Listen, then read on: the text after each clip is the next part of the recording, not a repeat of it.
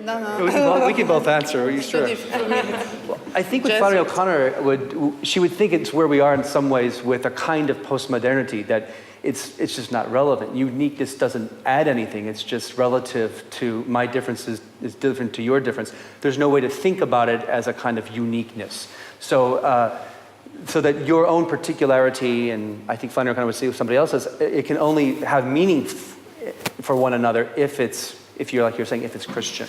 So for her, definitely, it is Orthodox Christian theology that allows us to actually celebrate difference or celebrate uniqueness as something meaningful, as opposed to something that's just relative or insignificant to the human. The lady who is worried that she's like a wallflower, is she a Christian, and does that make a difference? Oh yes, yes. In the story, she very much is she kind of prides herself as being a Christian and being one. And actually, Ruby's not a bad person. You hear in the story, it's a great short story. We were talking about it just a few minutes ago. She gives money to the poor, but she's very much in charge. She's the master of her Christian heritage, and so she's kind of knocked out, as you might say, off of her pedestal in the story.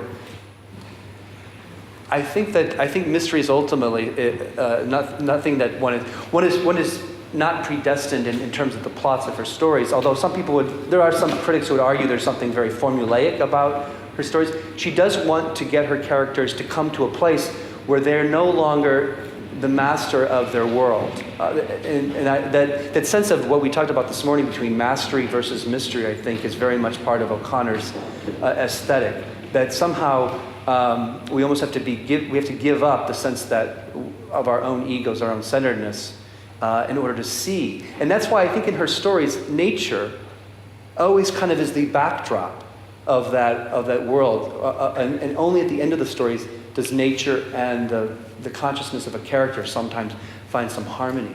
But there is definitely a sense, I think, that one has to almost be displaced, a kind of a displacement of my own for something greater. But I can see the difference. I don't know if that we could, yeah. Can I ask how much? I see Pied Beauty as a kind of a 20th century, 19th and 20th century way of trying to tease out this Catholic aesthetic in literature. So Hopkins kind of being a starting place. But you look at the fact of the sinner at the heart of Christianity, to use Charles Peguy's word, a sense of a kind of the difference, the enormous difference between both God, the transcendent, and the human, and at the same time the sense of being connected only in the incarnation. So if you look at the 19th and 20th century, Graham Greene is somebody who does it is these terrible people who we have great sympathy for because they're very human, kind of understanding that their sin is actually, it's the felix culpa, it's a kind of a sense of, is going to lead it. Does it happen in other traditions? Absolutely. But as a literary aesthetic, I think it's very much grounded in this movement from both Hopkins but also Leon Blois, which is why Flannery O'Connor, I think, was, when she talks about this iceberg, that's using Blois' own metaphor about, faith. We need to take the Titanic, he writes about the Titanic. So she's literally reading Blois and using his words there. Blois going on to Bernanos, going on to Mauriac, going on. So I trace it kind of as French, English, and an American kind of way of thinking about it. Yes, I would like to ask you all if this Pied Beauty, for me, it's an habit of being. It's an habit of being astonished. It's a way of looking at the world and to be able to feel the wonder. Do we still be able to feel the wonder today? The word imagination that today we have used so many times, what does it really mean? And today we are surrounded, if you go in the street, from these images. You see all the movie and this hyper imagination and this special effect. Mm-hmm. And but it's not what we are talking about. We are talking about pied beauty. And so, are we still able to rejoice, deeply rejoice for this pied beauty today? Are we still able to see this pied beauty today? I don't think so. I do think in the imagination of media and stuff, there's a perfect way to be a man, a perfect way to be a woman. We're sold a kind of sameness. And I do think that that's in many ways coercive. There is a wrong concept of imagination. Yeah. Yes. Superficial. Yeah. I've asked you, what do you think? I don't know. Flannery O'Connor wrote that the artist has to stare at reality with a certain grain of stupidity. She didn't use the word to look. She used the word to stare, like this. Look what you have in front of you. Even this stuff, you will find a grain of wood, a grain of sand. Mm-hmm. Are we still able to do this? And if I ask, I would like to say yes, and I'm trying to do it. In its entirety. I would agree with you. I think that's a good read of at least what I think. You know, she was somebody who said she got her aesthetic teeth reading Thomas Aquinas and Jacques Maritain. She chewed on it a lot. And so I think she does have a sense of a deformed imagination could lead one to a heart of darkness. And so it's how do we have an imagination that's not mechanized? How do we form an imagination that actually sees the reality of distances as a kind of journey into something that is transcendent? So I think your thoughts are right. I think she would agree. In a very, she must have been a terrifying person to encounter. Yes, how much did you really want to get to know Flannery O'Connor before she turned her stare upon you? But someone once asked me, said, "Oh, you love Flannery O'Connor?" I said, "I love her, but I like to have a little distance from her too because of that." Well, she's very funny, and she uses humor, I think, because she sees life as I think in some ways she often sees it as a comedy, but only in the way that Dante would, where it's of a kind of a consummation. But that in many ways we're almost afraid of the tragic. And so she tries to collide. And I think it's a collision that aesthetically is analogous to what Hopkins tries to do with words. She tries to collide the comic with the tragic, or the comic with the Gothic. So her most famous story, Good Man is Hard to Find, it's so humorous. To hear Flannery O'Connor read it on tape, I have a tape of her reading at the University of Chicago in 1955, and you've got the whole audience of college students laughing at the very first part, because you've got this grandmother who's she's more immature than her grandchildren, and there's this fighting, and it's like the ultimate, travel moment with your family, with little kids, trying to go, get in the seat, do this. It's just very, very funny, and then it turns.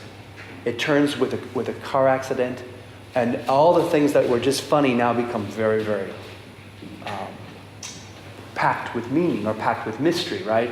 Because they've been throwing around the line, oh, a good man is hard to find, twice before we get to this misfit who ultimately kills everybody, right? And the last line is, she would have been a good woman, right, if she had had a gun to her head every minute of the day. Meaning that ultimately, exactly what she is interrogating the word good comically, and then whoop, it becomes a tragedy. I'm not sure if that answers it, except that I think for her comedy and tragedy, or the comic leads, gets one on the journey in some ways. It is life. She tells life how she sees it, and she thinks it's very funny. But the truth is very violent. So the truth is a very violent commodity.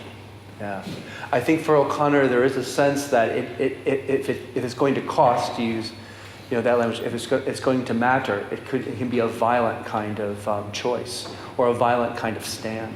And I think that's true in her second novel as well, The Violent Bear It Away, very much so.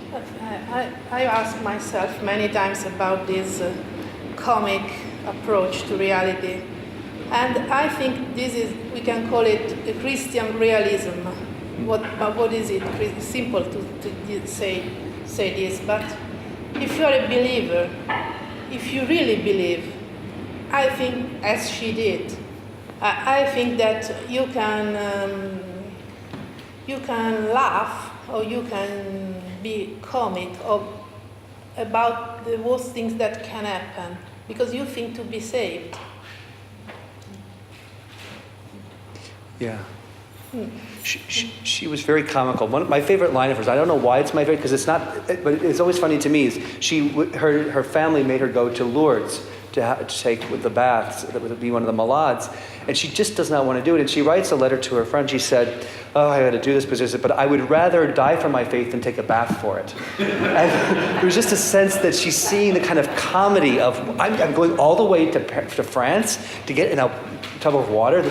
Because she's got a very sophisticated faith, and to do what she understands is the piety of her faith tradition. She's just like, so I know there is this kind of, she always sees the kind of irony of life as a kind of comic distancing where she can make comment.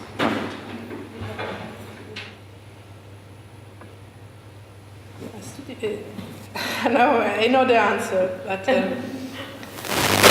I'm surprised because the life that I live, it's maybe as yours is very chaotic and sometimes very stressful, and sometimes I can't even breathe some fresh air, metaphorically. But when I think the game is over, something arrived from outside, but this time I have to say from outside, and I say thank you. I say thank you. I don't know why. It's not my merit, I don't want it.